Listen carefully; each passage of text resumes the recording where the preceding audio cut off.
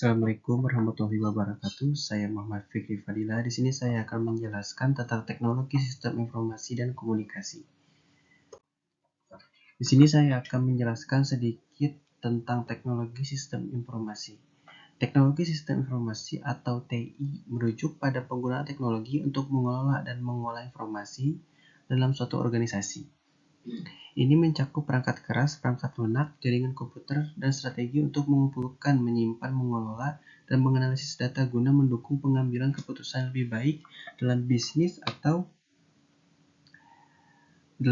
pengambilan keputusan yang lebih baik. TI ini memungkinkan aliran informasi yang efisien, integrasi data, dan penggunaan teknologi untuk mencapai tujuan bisnis dan operasional. Lalu di sini ada penjelasan tentang hardware. Hardware adalah komponen fisik yang membentuk sistem komputer atau perangkat teknologi. Ini termasuk CPU, RAM, perangkat penyimpanan seperti hard drive, perangkat input-output seperti keyboard dan mouse, serta komponen jaringan seperti router. Lalu selanjutnya ada software.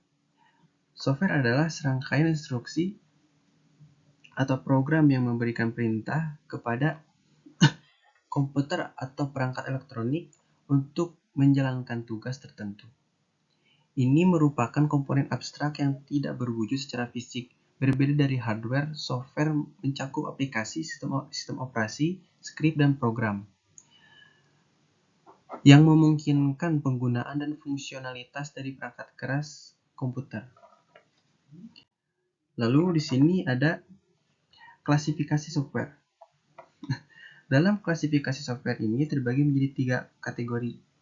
Jenis perangkat lunak berdasarkan karakteristik, tujuan, dan fungsinya, yaitu yang pertama adalah sistem operasi atau OS, yaitu adalah perangkat lunak yang mengelola sumber daya perangkat keras komputer serta menyediakan antar pengguna, dan perangkat keras. OS ini memungkinkan pengguna aplikasi lain dengan mengelola memori, proses file, dan perangkat keras. Contohnya adalah sistem operasi termasuk Windows, macOS, Linux, atau iOS. Yang kedua adalah aplikasi. Aplikasi adalah perangkat lunak yang dirancang untuk melakukan tugas atau fungsi tertentu pada komputer. Ini termasuk program-program seperti pengolah kata, spreadsheet, peramban web, game, dan aplikasi produktivitas lainnya.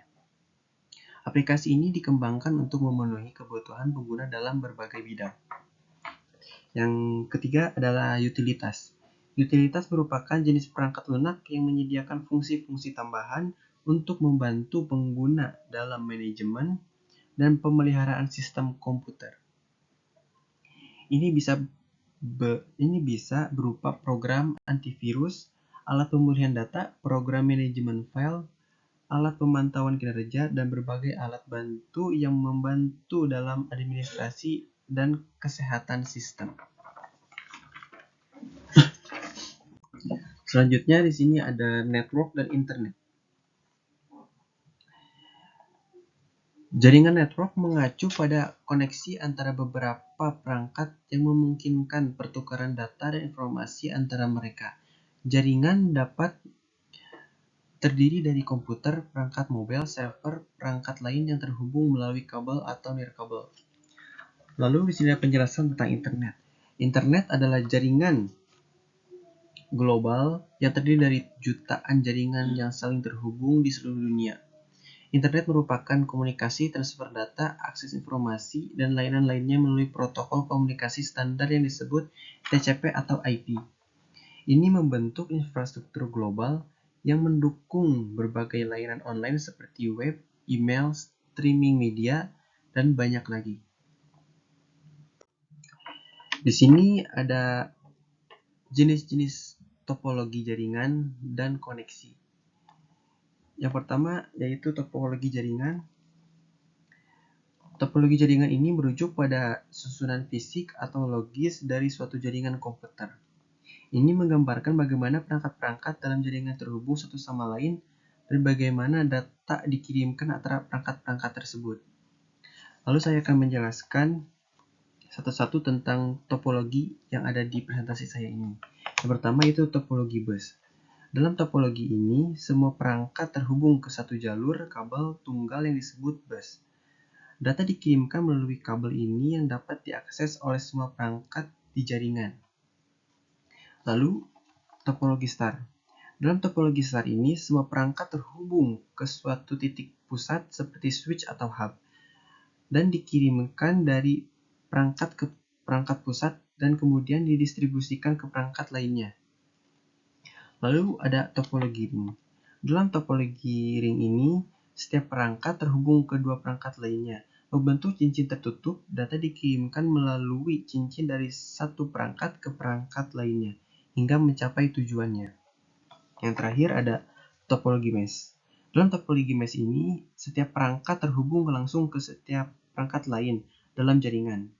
Ini menciptakan banyak jalur komunikasi yang berbeda, memungkinkan redundansi dan kehandalan yang tinggi. Lalu, di sini ada koneksi. Saya akan menjelaskan sedikit tentang koneksi. Koneksi yaitu cara atau hubungan antara perangkat, sistem, atau jenis lainnya yang memungkinkan pertukaran data, komunikasi, atau akses ke sumber daya. Sedangkan di sini ada jenis-jenis koneksi dalam hubungan dapat bervariasi tergantung dan teknologi yang digunakan. Yang pertama, saya akan menjelaskan tentang kabel. Kabel ini ada yang menggunakan kabel fisik seperti serat optik atau kabel tembaga untuk mentransfer data. Ini bisa berupa Ethernet, koaksial, atau kabel serat optik. Yang kedua yaitu adalah near kabel. Near kabel itu menggunakan gelombang radio atau sinyal inframerah untuk mentransfer data antara perangkat seperti Wi-Fi atau Bluetooth. Lalu, penggunaan satelit yaitu koneksi jaringan menggunakan satelit sebagai media transmisi untuk menghubungkan lokasi-lokasi yang terpisah secara geografis. Lalu di slide selanjutnya ada struktur internet dan fungsinya. Internet adalah jaringan global yang terdiri dari jutaan jaringan yang saling terhubung menggunakan standar protokol komunikasi.